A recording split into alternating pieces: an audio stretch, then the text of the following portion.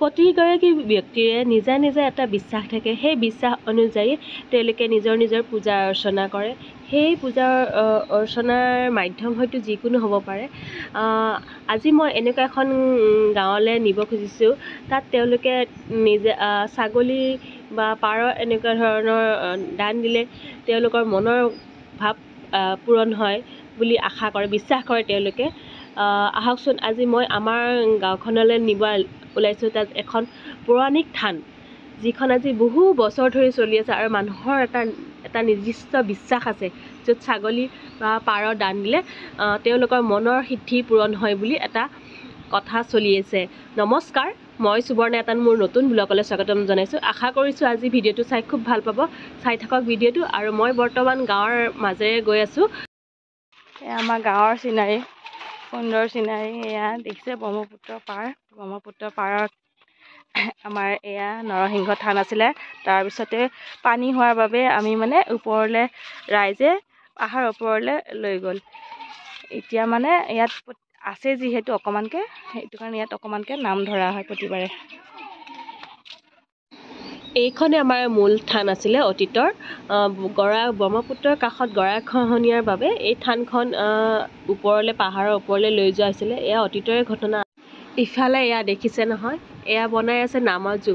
আমাৰ ইয়াত নামজু বুলি কয়। ইয়াতে বিভিন্ন দেৱ দেৱতাৰ গাঁৱৰ যিবোৰ দেৱতাৰ প্ৰভাৱ বুলি কয় বাৰু, এইবিলাক বিশ্বাস আমাৰ অতীতৰে। এই দেৱ দেৱতাৰ প্ৰতিমূৰ্তি বনাই লৈ পেলাই নামাজু বুলি কয় পেলাই বিসৰ্জন নদীত বিসৰ্জন দিয়ে, নাম কীৰ্তন কৰি পেলাই।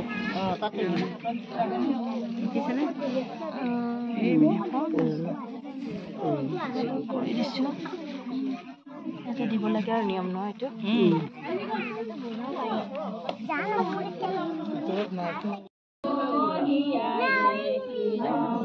কৰিছে হৰিয়ে গন্ধে দুপে নৈ গদ পাতিলা হাৰি হাৰি হৰিয়ে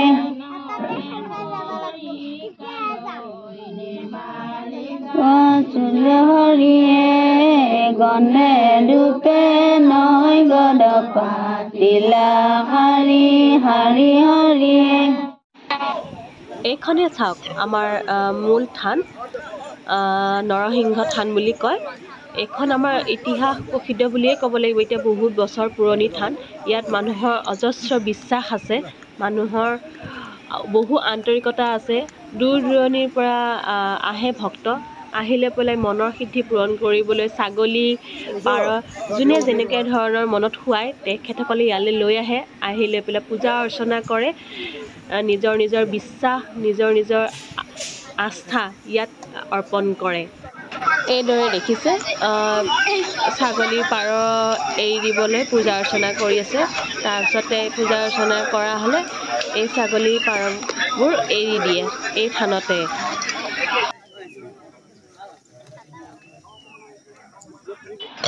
আৰু এটা বিশ্বাস যে ইয়াতে মহিলা মানুহ উঠিব নোৱাৰে এই থানত। গতিকে আমাৰ গাঁৱৰ সম্পূৰ্ণ মহিলাখিনিয়ে ইয়াতে উঠিব নোৱাৰে।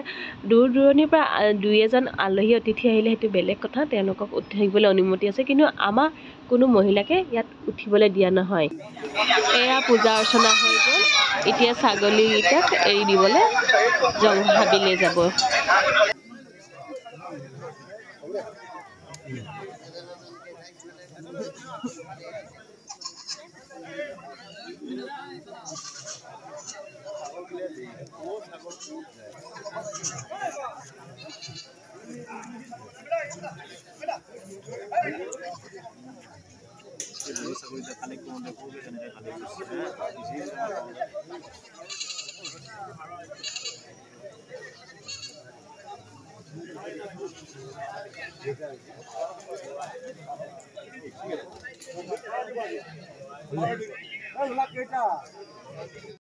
ইফালে আকৌ আমাৰ মহিলাখিনিৰ প্ৰাৰ্থনা শেষ হৈছে আৰু নামাজো যাবলৈ ৰেডি হৈছে। ধূপ ধূনা দি বিদায় দিয়াৰ মুহূৰ্ত।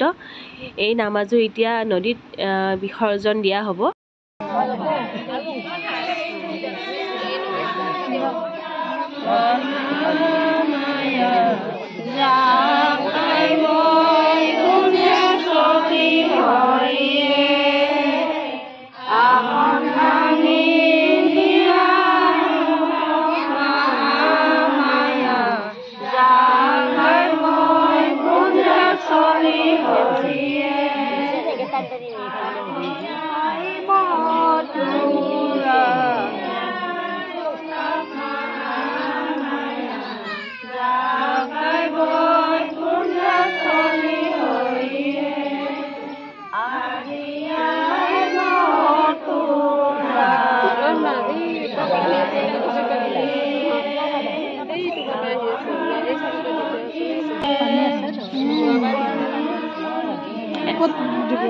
একাটো পানী হৈছে